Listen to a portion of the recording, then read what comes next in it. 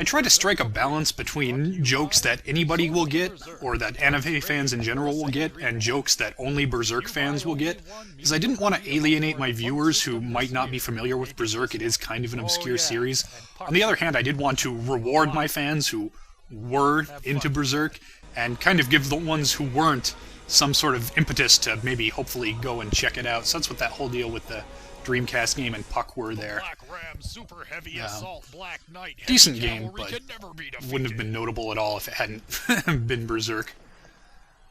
I played through the thing on a Game Shark just to get through it. And this, look at that crappy dialogue box there with the obvious marked out portions where the text had already been. That was the only effect shot I'd done up until that point.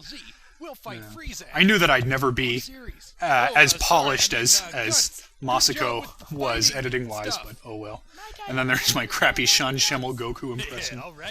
This whole scene here between Casca and Guts, I had originally written and got most of the way through recording an entirely different version, in which Casca is pissed at him, but she's constantly making Freudian slips, revealing how attracted she is to him, you know. I'm so mad I could just slay you! What? Slay you! I could slay you because I'm mad at you! But I thought it was a little obvious and it didn't really work, so I took the coward's way out and dissed Final Fantasy VIII instead. And this line here with the broken record,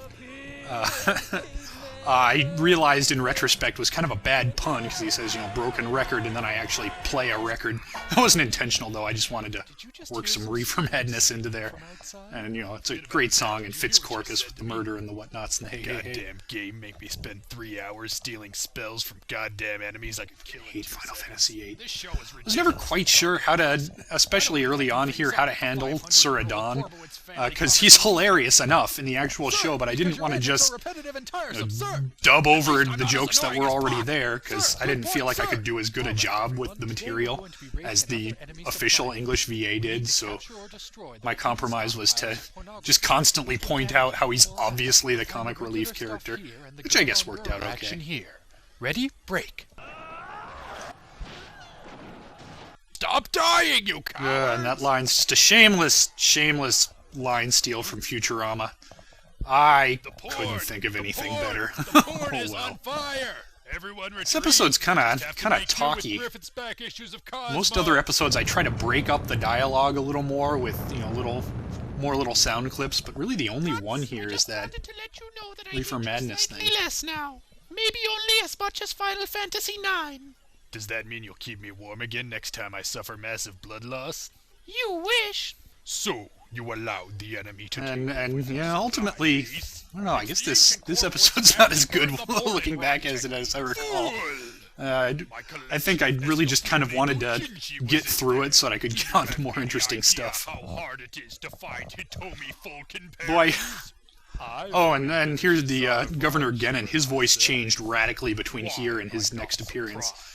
Because his, you know, little lilting, fruity voice was way too close to Griffith.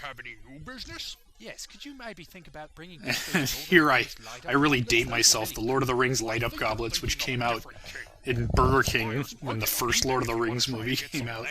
And then I think I referenced the Burger King Xbox games for the original Xbox. So, I'm not sure if anybody else remembers those crappy things. But the joke here, for those who don't get it, is that the King of Midland looks sort of like the Burger King. There you go.